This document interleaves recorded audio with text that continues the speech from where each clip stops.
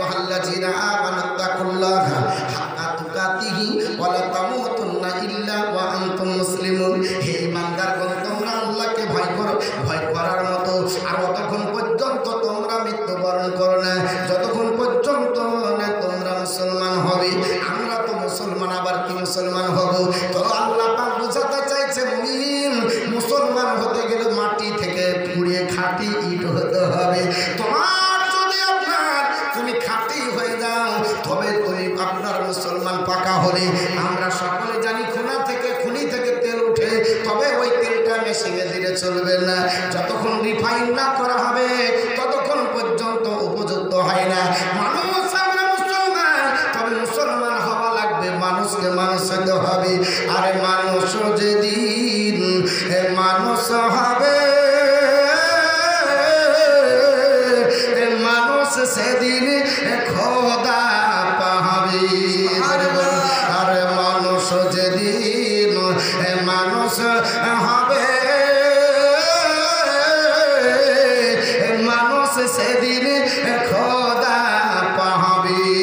নইলে পশু হয়ে মারা যাবে, নইলে পশু হয়ে মারা যাবে।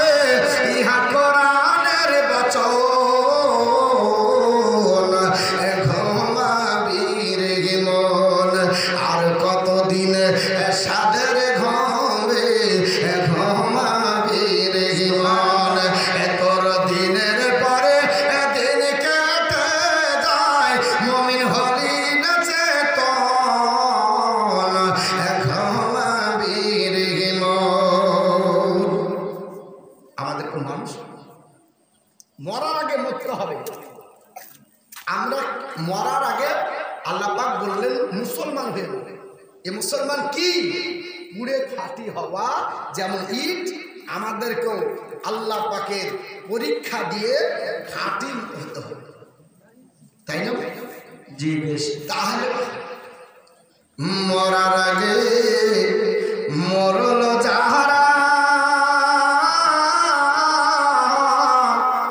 এদেরকে বলিও না মহারা। এরা মরা লাগবে। আমার বন্ধুগান বলার উদ্দেশ্য হল, আল্লাহর বান্দা ডাকে যে বলছেন আব্বা জান আমার তওবা কি কবুল হবে? বাপ বলছে তওবা করে নাও। বাপের হাতে হাত দিয়ে তওবা করলো, আল্লাহ তওবা কবুল করে নিলেন। আমার আল্লাহ পাক বলছে যা তাড়াতাড়ি এখনই জান কবজ করতে হবে মালাকুল মউতকে। কারণ আল্লাহ পাক বলে দিয়েছে ওয়াল্লাহি ইউআখিরুল্লাহু নাফসান ইজা জাআ আজালুহা। আমার আল্লাহ পাক বলেছে বান্দা আমি যার মৃত্যু দিব 1 সেকেন্ড আগেও হবে না, পরেও হবে না। আইনামা তাকুনু ইদরুকুমুল মাউত, যেখানে থাকো মৃত্যু তোমার কাছে পৌঁছে যাবে। ওয়ালাউ কুনতুম ফি বুরুজিন মুশাইয়্যিদা, যদি শক্ত দুর্গের ভিতরে থাকো তবুও ঠিক না ঠিক বাবা। সীসা দিয়ে যদি আপনি আলমারি বানিয়ে তার ভিতরে থাকেন, মৃত্যুর হাত থেকে বাঁচার জন্য কোনো ট্যাবলেট নাই, ঠিক না ঠিক বাবা? কোনো মেডিসিন নাই, ওষুধ নাই, সব জায়গা থেকে বাঁচা যায়, মৃত্যুর হাত থেকে সম্ভব নয়। কারণ মানুষ হলো মানুষের হাত থেকে মরণের হাত থেকে বাঁচবেন না। আল্লাহর বান্দা কি আমার আল্লাহ পাক আপনার জান কবজ করাবে। হযরত আপনার ইসরাঈল আলাইহিস সালামকে আল্লাহ পাক বলে চাবি মোড়া দে, আর তাকে সময় দেওয়া হবে না। অনেক ইবাদত বন্দেগী করেছে, আমার ইবাদত বন্দেগী করার পরে একজন নারীর প্রেমে পাগল হয়ে শয়তানি কাজ করার জন্য যাচ্ছিল। চাবি মোড়া দিয়ে তার প্রাণ নাশ করে দে। আল্লাহর ফেরেশতা ইসরাঈল দুনিয়ার বুকে এসে সঙ্গে সঙ্গে তার চাবি মোড়া দিয়ে প্রাণ নাশ করে দিল। বাপ আপনার কেঁদে কেঁদে আল্লাহর কাছে দোয়া করি, মাবুদ গো এতদিন পর্যন্ত তোমাকে আল্লাহ ডাকলাম, আমার ছেলে মসজিদে নববীর আবিদ ছিল, তবে ইবাদত করেছে, কবুল হলো কিনা জানি না।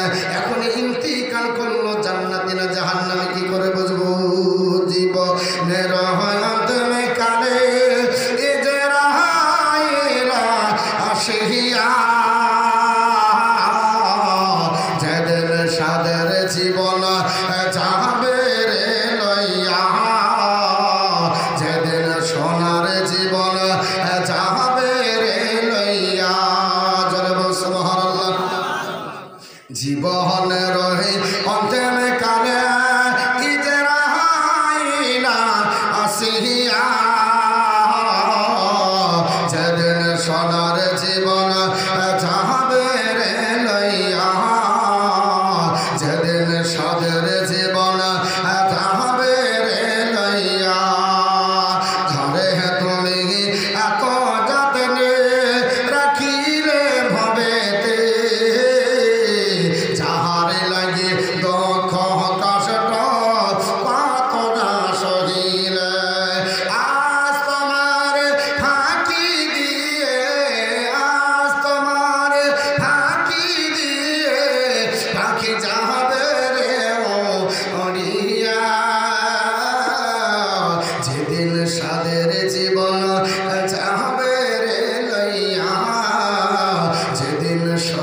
জীবন যাবে রে লইয়া মাটির বাড়ি মাটির ঘর মাটির বিছানাখানি চতুর্দিকে মাটি তোমার বাঁশের ছাউনি কেমন করে থাকিবি ভাই রে কেমন করে রহিবি ভাই রে অন্ধকার কবরে যেদিন সাদের জীবন যাবে রে লইয়া যেদিন সোনার জীবন যাবে রে লইয়া কাঁদবে মাতা কাঁদবে পিতা কাঁদবে ভাই বোন পাশে বসে কাঁদবে যত আত্মীয় স্বজন তা ছেড়ে যেতে হবে শুধু কাফন পরিয়া যেদিন সাদের জীবন যাবে রে লইয়া যেদিন সোনার জীবন যাবে রে লইয়া আল্লাহর বান্দা আপনার বলা হয়েছে ইন্তিকাল করলো বাপ চোখের পানি আপনার ফেলে দিয়ে কান্না করে মাবুদ আমার বেটা মসজিদে নববীর আবির ছিল আজ চলে গেল তবে জান্নাতি না জাহান্নামী বোঝা যায় না আল্লাহর কাছে কাকুতি মিনতি করে দোয়া করলো কাউকে লজ্জার খাতিরে রাখতে পারলো না একাকিত্ব ভাবে তিনি কবর খনন করে আপনার বলে হয়েছে কাফনে জড়িয়ে দাফন করলো ফজরের আজান হয় মসজিদে নববীতে আর ঘন হলো না নামাজ পড়ার জন্য মসজিদে হাজির আল্লাহর নবীর সাহাবী আমিরুল মুমিনিন নামাজ পড়াবে ইমামতি করবে হযরত ওমর ইমামতি করে পিছনে দাঁড়িয়ে গেল বাপ নামাজ পড়লো 2 রাকাত ফরজ নামাজ হয়ে গেল আপনার চোখের পানি ছেড়ে কান্না করে আমিরুল মুমিনিন ওমর বলে ভাই তুমি এত আপনার ফজরের সময় কেন এইভাবে কান্না করো বলে ওগো আমিরুল মুমিনিন আজ আমি শোকে শোকাতর হয়েছি আমার বেটা ছিল এই মসজিদে নববীর আবিদ আজ মসজিদে ইবাদত বন্দেগী তার হলো না আজকে ফজরের জামাত ধরতে পারলো না এমন কি হলো যে আমার বেটা আজ ইন্তিকাল করেছে তবে একটা জেনা করতে গেছিল মেয়ের সঙ্গে জেনা করেনি আল্লাহর ভয়ে পালিয়ে এসেছে আমার মেয়ে আমার আপনার বেটা জান্নাতি না জাহান্নামী এটা ডিসাইড করতে পারলাম না তাই আমি চোখের পানি ছেড়ে কান্না করছি কি হবে জানি না তবে আমিরুল মুমিনিন আপনি একটু আমার বেটার কবর জিয়ারত করে বলে দেন আমার বেটা কবরের ভিতরে জিন্ন জান্নাতি হয়েছে না আমার বেটার জন্য আল্লাহ চাপ দিয়েছে আমিরুল মুমিনিন আমার কবরের কাছে আপনার আসার পরে আপনার দাঁড়িয়ে গেল জিয়ারতের জন্য অনেক ব্যক্তি বলছে কি হবে কবরের কাছে দাঁড়িয়ে আল্লাহর নবী বলেছেন হাই মুসলমান জিয়ারত করে কবরে আল্লাহর নবী বলেছে ও জগৎবাসী তোমরা শোনো আমি তোমাদেরকে কবর জিয়ারত করতে নিষেধ করেছিলাম কিন্তু এখন বলছি জিয়ারত করো ফাইন্নাহা তুযাক্কিরুল আখিরা কবর জিয়ারত করলে আল্লাহর আখিরাত স্মরণ হয়ে যায় সুবহানাল্লাহ আপনার আখিরাত স্মরণ হবে যখন আপনি কবর জিয়ারত করবেন আপনার মরণ স্মরণ হবে আখিরাত স্মরণ হবে নবী বলেছে কল্লা কাসরাতি জিকরিল মাউতি ওয়া তিলাওয়াতিল কোরআন আল্লাহর বান্দা বেশি বেশি করে কোরআন তেলাওয়াত করো আর বেশি বেশি করে মরণ স্মরণ করো মরণ যদি স্মরণ করো কবরের কথা যদি তোমার মনে হয়ে যায় এই কবরের অবস্থা তুমি যদি জানতে পারো তোমার ভিতরে আপনার বলা হয়েছে ভয় সৃষ্টি হবে ঠিক না বাবা ও কবর গাহের মাটি দুনিয়ার সবই মায়ার পিছে তোমায় জেনেছি খাটি ঠিক না কবরের কাছে দাঁড়িয়ে জিয়ারত করলেন হযরত আমিরুল মুমিনিন ওমর জিয়ারত করার পরে তিনি কাশফের মাধ্যমে দেখছেন জোরে বলুন সুবহানাল্লাহ সুবহানাল্লাহ আমিরুল মুমিনিন ওমর তিনি কাশফের মাধ্যমে দেখে যুবককে বলে যুবক কবরের ভিতরে কি অবস্থায় আছে বলো জোরে বলুন সুবহানাল্লাহ ওমর কে আপনার ওই কবরের ভিতরে যুবক বলছে হুজুর আল্লাহর ওয়াদা অনুযায়ী দুটি জান্নাত দিয়েছে জোরে বলুন সুবহানাল্লাহ এখন জেনা করেছো কি করনি তার জন্য তোমার আব্বা জান আমার কাছে এসে প্রশ্ন করেছে আর আমাকে কবর জিয়ারত বলেছে, তুমি কবরের ভিতরে কি আছে অবস্থায় বলো।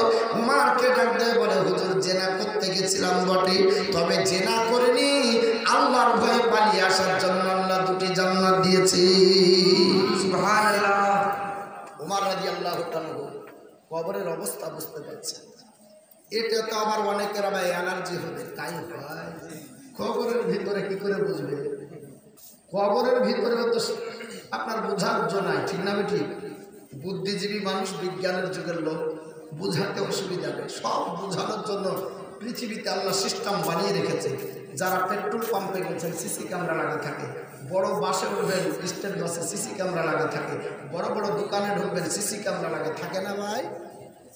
মাল পকেটে ভরবেন, 3 তলার উপর থেকে দেখছেন নিচে নাই, ওর চোখ উঠে স্ক্রিনে। কোথায়? ল্যাপটপে স্ক্রিনে চোখ দিয়েছে, আপনি কটা মাল লিখছেন কি লিখছেন না, দোকানে ঢুকছেন কি ঢুকছেন না, বের হচ্ছেন কখন, কটার সময়, সব রেকর্ডিং হচ্ছে এবং আপনাকে দেখতে পাচ্ছে। যদি আজকেও না দেখে, ফলো না করে, কালকে যদি ওকে করে, আপনার দিয়ে দেবে 1 তারিখ, কজন কাস্টমার ঢুকেছে, কজন কিনেছে, কজন কেনেনি, কজন টাকা দিয়েছে, কজন দেয়নি, সব ধরে দেবে। কোন গাড়ি গেল নাম্বার উঠে পড়বে। উঠবে না? উঠবে না? তো পৃথিবীর বিজ্ঞানীরা কতটুকু জ্ঞান রাখে? আল্লাহ বলছে, ওয়া উতিতুম মিনাল ইলমি ইল্লা কালিলা। আমার জ্ঞানের কাছে পৃথিবীর মানুষের জ্ঞান হলো সামান্য। আল্লাহর জ্ঞানের কাছে আমাদের আপনাদের জ্ঞান হবে 9%, কোনো পার্সেন্টেজ নাই, 0% জ্ঞান। এই দিয়ে যদি বিজ্ঞানীরা আপনার বলা হয়েছে ক্যামেরা, সিসি ক্যামেরা লাগিয়ে বাড়ির জিনিসকে যদি গাড়িতে দেখায়, গাড়ির জিনিস বাড়িতে দেখায়, দোকানের জিনিস যদি 4 তলার উপরে আপনার ছাদ ফিটে দেখাতে পারে, তো আল্লাহ পাক আপনাকে আমাকে সেই সিসি ক্যামেরা দেয়নি? আল্লাহ তো পৃথিবীর জমিনে আপনার জন্য দিয়ে দিয়েছে 3টি চোখ। কতটা চোখ? 1 চন্দ্র, 2 পক্ষ, 3 নেত্র। তো 3 নেত্র যে পড়ে আছেন ওই ধারাপাতের নামটা উঠিয়ে দেবে ওখান থেকে। 2টা চোখ আর একটা কই, কি দেখলো কেন?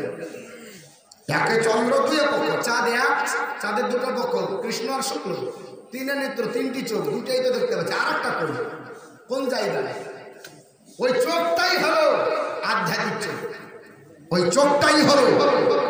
এই দুটো বন্ধ করে ওই চোখ বুঝলে গোটা বিশ্বটাকে স্ক্রিনের মতো হাতের তালুতে দেখবেন। জোরে বলুন সুবহানাল্লাহ। ওই চোখ খুলতে হবে, তাহলে চোখ খুলে দাঁড়ালে কবরের ভিতরের অবস্থা বোঝা যাবে। কবরের ভিতরের অবস্থা বোঝা যাবে, পর্দা থাকবে না, সব ওপেন হয়ে যাবে। এই জন্য তো রাবিয়া বাসারি বলেছিলেন এবং বড় পীর আব্দুল কাদের জিলানী রহমাতুল্লাহ আলাইহি বলেছিলেন, আমি গোটা বিশ্বটাকে হাতের তালুতে শস্যের দানার মতো দেখি। সুবহানাল্লাহ। গোটা বিশ্বকে হাতের তালুতে দেখে, তার মানে আমরা স্ক্রিন বানিয়ে দিয়েছি, সিসি ক্যামেরা লাগিয়ে দিয়েছে গোটা বিশ্বে। স্ক্রিনে তাকাবে গোটা বিশ্ব দর্শন। অত সহজ না বাপ।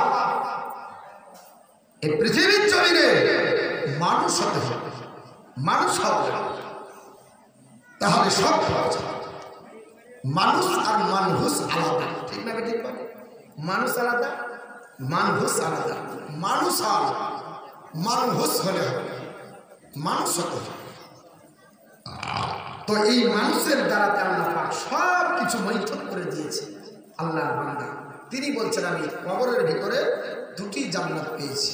আল্লাহর ওয়াদা অনুযায়ী 2টি জান্নাত আল্লাহ দিয়েছে। 5 নাম্বার গেল, 6 নাম্বার কারা জান্নাতি হবে? আল্লাহর আরশে আজিমের বাসিন্দা হবে। নবী বললেন, রাজুলুন তাসাদ্দাকা, যারা গোপনে দান করে, হাত্তা লা তা'লামা শিমালিহি ওয়া মা তুনফিকু বিয়ামিনিহি, ডান হাত দান করলে বাম হাত জানতে পারে না। এই আল্লাহর বান্দারা আরশে আজিমের বাসিন্দা হবে। সুবহানাল্লাহ। ডান হাতে দিলে বাম হাত জানতে পারবে না তারা।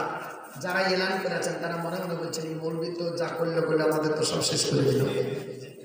তা আমরা যে বললাম এত টাকা দিলাম, মাইকে প্রচার করলাম, আমাদের কি হবে? ডান হাত দিচ্ছেন, বাম হাত জানতে পারবেন, এর মানে কি হবে? ডান হাতে দিবেন, বাম হাত জানতে পারবেন, আমার হাত আমি জানতে পারবো না। এর মানে হলো বুঝতে হবে, এটা ভাবার্থ আছে। আগেই বলেছে হাদিস কোরআন খুব ভাবা চিন্তা করে রিসার্চ গবেষণা করে মহব্বত নিয়ে পড়তে হবে। ডান হাত দিলে বাম হাত জানতে পারবে না, এর মানে হলো দেওয়ার পরে আফসোস হবে না। বাড়িতে গেলে সকালে বইয়ে জিজ্ঞেস করছে, 5 টাকা দিলে? তো 5000। কটা কমিটি আছে?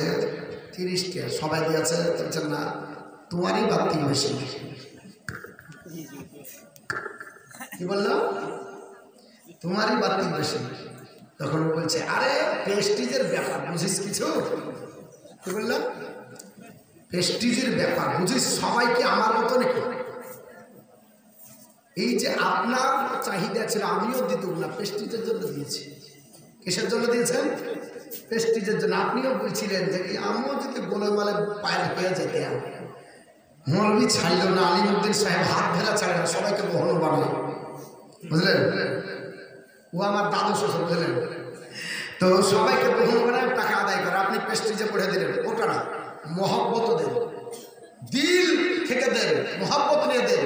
তো ওই দিলে বলা হচ্ছে ডান হাত দিলে বাম হাত জানতে হবে না, নাহলে পরে ঝগড়া লাগিয়ে দিলে তোমারই বাড়তি বেশি, তুমি শুধু কমিটিতে চাও, কেউ নাই, মনে হচ্ছে তোমাকেই জালসা একলাই করতে হবে, বাস বাড়িতে অশান্তি শুরু হল।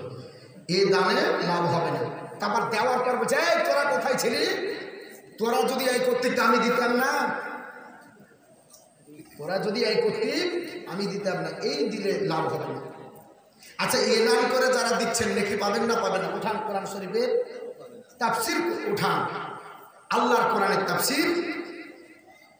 আলা হযরতের কাঞ্জলি মানের যিনি হাসিয়া লিখেছেন হুজুর নাইমুদ্দিন মুরাদাবাদী রাহমাতুল্লাহ আলাইহি, উনি লিখেছেন যদি ইলান করে দেয় এই নিয়তে যে আল্লাহ আমি ভালো কাজ করছি, আমার থেকে সবাই যেন করে, তো যে নেকি আপনার দিচ্ছে সে নেকি বেশি পাবে। সুবহানাল্লাহ। বেশি নিয়াত করে বরকত, নিয়াত ভালো করতে হবে। আমি যে করছি আল্লাহ আমার দেখে যেন সবাই করে, এই নিয়াতে করেন। ইলান করলে নাকি কম নাই বেশি আছে, নিয়াত করতে হবে। 6 নম্বর গেল, 7 নম্বর কারা হবে? আল্লাহর নবী পবিত্র আপনার জবান দ্বারা বললেন রাজুলুন যাকারাল্লাহু খালিয়ান আফাদাত আইনাহু। আমার নবী বললেন ও আমার সাহাবারা, আল্লাহর ভয়ে যারা ভীতি সন্ত্রস্ত হয়ে রাত্রি কালে আল্লাহর জিকির করে, যারা দুফোঁটা চোখের পানি ফেলে দেয়, আল্লাহ তাদের চোখের পানি পিঠা করে নেয়। চোখের পানিটাকে আল্লাহ পাক আপনার বলা হয়েছে, আপনার বলা হয়েছে আপনার নষ্ট করে না। আল্লাহ ওই চোখের পানি ফেলা বান্দার জন্য আর সে আজমের বাসিন্দা তাকে বানিয়ে দেয়। আল্লাহকে ডেকে বলেন মাবুদ তোমার জন্য ইবাদত করতেছি, চোখের দুফোঁটা পানি ফেলে আল্লাহ তোমাকে ডাকি। আল্লাহ পাকের নবী বলেন এই রাতের দুফোঁটা চোখের পানি জমিনে পড়ার আগে আমার আল্লাহ পাক শত শত আপনার দূরে অবস্থিত জান্নাত, ওই জান্নাতের পাত্রে রহমতি ফেরেশতা দ্বারা ধরে নেয়। জোরে বলুন সুবহানাল্লাহ। আর জমিনে পড়ার আগে ইমানদার বান্দার আল্লাহর জিকির করা বান্দার চোখের পানি আমার আল্লাহ পাক ওই জান্নাতি পাত্রে ধরে আল্লাহ রেখে দেয় জান্নাতের ডাকে। যেই দিন জাহান্নামকে আপনার 70 আপনার জিনজিরি দিয়ে বলা হয়েছে 70,000 জিনজিরি জাহান্নামকে বাঁধা হবে, একটা হুঙ্কার দেবে, জাহান্নামকে বন্ধ করা সম্ভব নয়, পটপট করে ছিঁড়ে যাবে, জাহান্নামীদের দিকে দৌড়বে, জাহান্নামীদের দিকে জাহান্নাম গ্রাস করার জন্য যাবে, ফেরেশতারা দৌড়বে আল্লাহর কাছে যাবে। আল্লাহ পাক জাহান্নামের ভয়ঙ্কর, জাহান্নামের এত গর্জন, আল্লাহ আপনার বিশাল গর্জন আপনার রোখা যায় না। 70,000 জিনজিরি ছিঁড়ে চলে গেল। আল্লাহ পাক ডাক দিয়ে বলবে ওরে ফেরেশতারা জান্নাতের ভিতরে যা, আমার আপনার প্রেমিক প্রেমিকা বান্দা বান্দি আমি আল্লাহর জন্য যারা রাত্রি কাটিয়ে দিয়েছে, কে আমার সেজদায় আমার ইবাদত করেছে, আমি আল্লাহর জিকির করে আমার আল্লাহ পাকের ভয়ে এক ফোঁটা চোখের পানি ফেলেছে, তাদের পানিগুলো আমি দুনিয়াতে বালির সঙ্গে মিশিয়ে দিইনি, মাটিতে গ্রাস করতে দিইনি, আমি আল্লাহ পাক ওই পানিটাকে আমি জান্নাতের পাত্রে সাবনা রেখে দিয়েছি, ওই পানিটা নিয়ে গিয়ে জাহান্নামে নিক্ষেপ কর। জোরে বল সুবহানাল্লাহ। আল্লাহ পাকের আপনার প্রেমিক বান্দাদের ওই চোখের পানি জাহান্নামে যেমনি নিক্ষেপ করা হবে, আটলান্টিক মহাসাগরের পানি জাহান্নামে যদি দেওয়া হয় নিভানো সম্ভব নয়। প্রশান্ত মহাসাগরের পানি যদি আপনার বলে হয়েছে জাহান্নামীদের জাহান্নামের তলদেশে পৌঁছাবে না, আল্লাহ পাক পৃথিবীর জমিনে এই জাহান্নামের এত ভয়াবহ আপনার বলে হয়েছে দৃশ্যের কথা কোরআন শরীফে তুলে ধরেছে, তবুও আল্লাহ পাকের নবী বলতেছে ও আমার উম্মত উম্মাতানিরা, এই এক ফোঁটা চোখের পানি মুমিন বান্দা বান্দীদের আল্লাহ বৃথা করবে না। জাহান্নামের আগুনকে আল্লাহ এক ফোঁটা চোখের পানি দিয়ে শান্ত করে দেবে।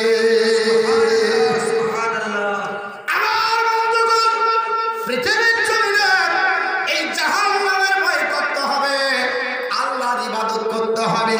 আল্লাহর ইবাদত করে জিন্দেগি কাটান, আল্লাহর প্রেমিক প্রেমিকা হয়ে যান, আল্লাহর মহব্বতে জিন্দেগি কাটান। আল্লাহ পাক আপনাকে জাহান্নামে দিবে না। আমার নবীর তরিকা ধরে চলুন, নবীর সুন্নতি তরিকা ধরুন, নবীর আপনার বলে হাতে মর্যাদা বুঝুন, আমার নবীর আপনার হাদিস মানুন। আমার নবী যেটা বলেছে করব, কিন্তু নবী যা বলেছে তার বিপক্ষে চলি কি চলি না বাবা। নবী বলেছে ও আমার উম্মত উম্মতানি, তোমরা যখন হাজির হবে আমি 7টা তোমাদেরকে নির্দেশ দিলাম। ও 7টা কি? আমার নবী বললেন সাহাবারা আমি তোমাদেরকে বলে দিচ্ছি শোনো। এই চোখের পানিটা আল্লাহ ওজন করবে কিয়ামতের দিন হাসরের ময়দানে। একদিকে 1 ফোঁটা চোখের পানি, অপর দিকে 8 কিলো মিস্টার আপনার 8 কিলো বিস্তার উহুদ পাহাড়। আল্লাহ মুমিন বান্দার এই চোখের পানিটা মুসলিম শরীফে বিশ্ব নবী বর্ণনা আপনার বলেছেন, নবীর হাদিস বর্ণিত হয়েছে 1 ফোঁটা চোখের পানি উহুদ পাহাড়ের চাইতে বেশি ভারী হবে। সুবহানাল্লাহ সুবহানাল্লাহ। বেশি অত সহজ নাই চোখের পানি ফেলা। রঙ্গ টাপ্পা করে জিন্দেগি কেটে গেল, রঙ্গ টাপ্পা করে জিন্দেগি কেটে যায়, চোখের পানি পড়ে না। এখানে কি কবরস্থানে যাওয়ার পরে হাসছে, কবরস্থানে যাওয়ার পরও হাসাহাসি করে। জি জি, ওখানে গিয়ে তো স্মরণ হবে আখিরাত। ধরছে যে মাটি কিসের তো কান্দা কাটি। কেউ জানাজা পড়ছে, কেউ পড়ছে না, আবার কেউ পড়ার পর বলছে মনে সাহেব দোয়াটা এখানে করে নেন, আর ওখানে করিলেন না। কতক্ষণ কে বসে থাকবে? টাইম পাস হয়ে যাচ্ছে। Time and time wait for none. সবাই কারোর জন্য অপেক্ষা করে না, অতএব আর দোয়ার দরকার নেই। আবার কেউ দেখা যাচ্ছে মাটি বিছানা চলে যাচ্ছে, হয় না? নবী বলছে ইত্তাবিল জানাইজ, জানাজার অনুসরণ করো, জানাজার পিছনে যাও। কি হবে? নবী বললেন জানাজা পড়লে 1 রাত নেকি হবে। জরুর সুবহানাল্লাহ। সমান কত? নবী বলেন উহুদ পাহাড় যত, 1 রাত তত। জরুর সুবহানাল্লাহ। জানাজা পড়ার সময় নেই। আবার জানাজা যারা পড়তে জানে 90% জানাজা পড়তে জানে না, ও দাঁড়িয়ে থাকে। জানাজা কি পড়ে? কি বলে? খারাপ বলছে। 90% লোক জানাজা পড়তে জানে না। ওকে বলেন আত্মাহিয়াত পড়েনি, সারা বছর বেতন শিখে 60 বছর হয়ে গেল আত্মাহিয়াত শিখেনি। আমি পড়ার জামানাতে যখন এইচএস পাস করি, আমি আপনাদের মালদাতে পড়েছি, শামসি কলেজের ছাত্র। তো আমি এক দাদুকে বলছি, রেলের চাকরি করে, যে দাদু তোমার পায়ে গড়লে ভেজে নিতে 3 দিনের মৌলবি কোথাকার দাবি চলে। মানে আমি তখন তোয়ালিবে লেখাপড়া করি, তো দাদু তোমার গুল্লে ভেজে নি, 3 দিনের মৌলবি। 60 বছর থেকে নামাজ পড়ছে আর গুল্লা ভেজে নি বলছে। আচ্ছা বলেন তো 60 বছর কেন? 120 বছর যদি পড়ে আর গুল্লা যদি না ভেজে উজু হবে? উজু যদি না হয় নামাজ হবে? তো নামাজই তো হলো না, তোমার কি হবে নামাজ? ঠিক না ঠিক? নামাজ পড়ে কোনো খেলোয়াড় যদি খেলতে না জানে, ওকে ফিল্ডে নামাবে না? গোল খেয়ে উঠে আসবে। ব্যাট ধরতে জানবে? ব্যাটে আপনার ব্যাটে আর বলে মারতে যে ব্যাট ছুঁড়েছে প্লেয়ারকে মারবে, পারবেন না? আর না হলে ব্যাট ভাঙবে, ভাঙবে কি ভাঙবে না? তো তুমি নামাজ পড়তে গেছো, দাঁড়িয়ে আছো, কি করছো? নামাজ পড়ো, ঠিক না ঠিক? বা ঠিক। জানাজা পড়তে জানবে, জানাজা পড়ার পর মাটি দিলে আর 1 রাত লিখতে হয়। জোরে বলছে নবী বললেন জানাজা পড়লে 1 রাত, মাটি দিলে আর 1 রাত, 2 রাত লেখা। 2 উহুদ পাহাড় 8 কিলোমিটার বিস্তার নেকি। সুবহানাল্লাহ, আপনার পাহাড় হয়ে যাবে, কিন্তু লেওয়ার সুযোগ নাই। যদি আমরা অন্ধ হই, তো অন্ধের কাছে রাতি বাকি দিনই বাকি, বুঝতে পারবে ভাই? ওর কাছে টিউবলাইট ধরেন, তাও বলবে লাঠি, লাঠি ধরলেও লাঠি। আমরা তো অন্ধ, নেকি কোথায় আছে? আমাদের এরকম আপনার খোঁজ নেই। 2 নম্বরে বিশ্বনবী বলছেন ওয়া ইয়াদাতিল মারিজ, বিমারিকে দেখতে যায়, অসুস্থ ব্যক্তিকে দেখতে যায়। এখন তো করোনার সময়তে দেখতে যায় নাকি বলছেন? বাপরে মৌলভী সাহেব, করোনার সময়তে এমন মুখে ঠুসি করিয়া বাড়ানো হচ্ছে না, ঠিক না ঠিক? বাপ করোনার সময়তে যাওয়া হবে না, বিশ্বনবী বলেছেন যদি মুমিন তোমাকে অসুখ হয় এটার জন্য তুমি ঘাবড়ায়ো না, কারণ মুমিনের জন্য অসুখ হলে কি হবে? নবীর ভাষা শুনুন, নবী বলেছেন তিরমিজি শরীফ কিতাবুল জানাইজ, আল্লাহ রাসূল বলেন ইন্নাল মুসলিমা ইজা দাআ আখাহুল মুসলিমা, যদি কোনো মুসলমান অপর মুসলমানকে দেখতে যায় লাম ইয়াজিল ফি খারিফিল জান্নাতি, যতক্ষণ থাকবে জান্নাতের বাগানেই থাকবে। সুবহানাল্লাহ সুবহানাল্লাহ। আর দেখতে যাওয়াই বন্ধ হয়ে গেছে, মুসাফা বন্ধ হয়ে গেছিল। বলছে মুসাফা করা হবে না, পরে হবে, এখন মুসাফা নাই। নবী বললেন মুসলমান যদি একে অপরকে দেখতে দাও অসুস্থ ব্যক্তিকে, তো খারিফ নামক জান্নাতের বাগানে থাকবে। আর হযরত সুয়াইদ রাদিয়াল্লাহু তাআলা বর্ণনা করছেন, ওটা তিরমিজি শরীফে আছে, হযরত আলীর ছেলে হুসাইন অসুস্থ, তো বলছে চলো নবীর সুন্নাত আদায় করবে না, অসুস্থ ব্যক্তিকে দেখতে যাও নবীর সুন্নাত। কার সুন্নাত বাপ? নবীর সুন্নাত। নবী বলেছে আমার একটা সুন্নাত যদি ডুবে যায়, ওই সুন্নাতটাকে কেউ যদি বহাল করে আল্লাহ কিয়ামতের দিনে 100টা শহীদের দরজা দেবে। জোরে বলুন সুবহানাল্লাহ, জোরে বলুন সুবহানাল্লাহ। নবীর সুন্নাত পালন করতে হবে। এই সাহাবী যাচ্ছেন দেখতে কাকে? হুসাইনকে। হযরত আলী রাদিয়াল্লাহু তাআলা বলছেন সামি'তু রাসূলুল্লাহ সাল্লাল্লাহু আলাইহি ওয়াসাল্লাম ইয়াকুলু উদওয়াতান গুদওয়ান সাল্লি আলাইহি 70 আলফা মালাকিন হাত্তা ইয়ামসিয়া। আমি নবীর পবিত্র জবান দ্বারা নবীকে বলতে শুনেছি, বিশ্বনবী বলেছেন যে ব্যক্তি অসুস্থ ব্যক্তিকে দেখতে যায় সকালে গেলে সন্ধ্যা পর্যন্ত আল্লাহ তার জন্য 70,000 ফেরেশতা নিয়োগ করে। 70,000 ফেরেশতা আল্লাহর কাছে মাগফিরাত চাই, আল্লাহ অসুস্থ ব্যক্তিকে দেখতে এসেছে, তুমি একে তুমি মাফ করে দাও। সুবহানাল্লাহ। 1,000 ফেরেশতা আসবে, 70,000। আর যদি সন্ধ্যায় যান তো সকাল পর্যন্ত 70,000। বলেন দেখতে যাবেন না ছেড়বেন? আর যদি অসুখ হয় কি হবে? লা ইউসিবুল মুমিনা সাওকাতুন ফামা ফাওকাহা ইল্লা রাফাআহুল্লাহু বিহা দারাজাতান। হযরত আয়েশা হুনায়রা রাদিয়াল্লাহু তাআলা বর্ণনা করেন মুমিনের যদি শরীরে সুয়ের আগাল পরিমাণ অসুখ হয় কিংবা এর চাইতে বেশি হয় তো মুমিন বান্দার জন্য আল্লাহ এক স্তর মর্যাদা বাড়িয়ে দেয়। সুবহানাল্লাহ। অতএব করোনা কারোর জন্য জহম। অসুখ হলে মুমিন বান্দা আপনার আমার মর্যাদা বাড়িয়ে দিবে আল্লাহ। কি বলেন? আল্লাহ বাড়াবে। অসুখ হলে ঘাবড়াবেন না। অসুখ হলে আল্লাহ মর্যাদা বাড়ায় কার? মুমিনে। আমরা তো মুমিন, ঘাবড়াবো না? কি বলছেন? যারা বলুন ঘাবড়াবো না। 3 নাম্বার শুনেন, হাদিসটা বলেই দিলে কি বলছেন দিয়ে আপনার সামনে দিকে আগাবে। আচ্ছা হুজুর কটা শেষ হবে? আজান কটা? আজান বলে এখন বাজে কটা? আধা ঘন্টা চালান, আরো আধা ঘন্টা। না না না, বাইরের লোক আছে, মানে আমাকে এখন মরা জোগাড়তে হবে, বুঝলে? তো যাই হোক, মরার আগে মরতে হবে। তো 4:30টায় আপনাদের শেষ হয়ে যাবে ইনশাআল্লাহ। মানে এই রাত্রে বুঝতে পারছেন বক্তৃতা করা কতটা জটিল। হ্যাঁ, তো ঘুমাবে না যখন, তো আমি একটু বলে দিই, হাদিসটা বলে দিই আমি। 3 নাম্বার হলো নবী বলেছেন ইজাবাতির দায়ী, যদি কেউ দাওয়াত দেয় কবুল করো। আমাদের দাওয়াত দেওয়ার পরে আবার সিগন্যাল দিতে হয়, ভাই তোমাকে বলেছিলাম ভাই আমার বাড়িতে মিলাদ আছে, যাই তো জানি ভুলিয়ে গেছিলাম, মনেই নাই তুমি বলিয়া হয় না ভাই? জি ভাই। মানে এমন দাওয়াত কবুল করেছে ওর টাওয়ার ফেল, বুঝতে পারেন, ওকে আবার সিগন্যাল দিতে হচ্ছে, ভাই আজকে মিলাদ হয় না? 3 নাম্বার গেল। 4 নাম্বার নবী বলেছেন নাসরুল মাজলুমি, মাজলুম ব্যক্তিকে সাহায্য করে। মাজলুমকে যার উপর উৎপীড়ন করা হচ্ছে, পীড়িত করা হচ্ছে, যাকে কষ্ট দেওয়া হচ্ছে সে হলো মাজলুম। আর আমরা মাজলুমকে বলি এই তুই সাপের লেজে পা দিয়েছিস, চিনিস ওকে? ওই হচ্ছে এই দেশের অল ইন ওয়ান। এর আপনার গায়ে হাত দেওয়া মানে সাপের লেজে পা দেওয়া, বলে না? বলে না? যা হাত ধরে মাপলে নেবে। এই যে আপনি বললেন, তো নবী বলছে খারাপ যাবে। আপনি যদি আমাদের নতুন হয়ে থাকেন তাহলে অবশ্যই চ্যানেলটিকে সাবস্ক্রাইব করে অল বাটনে ক্লিক করবেন।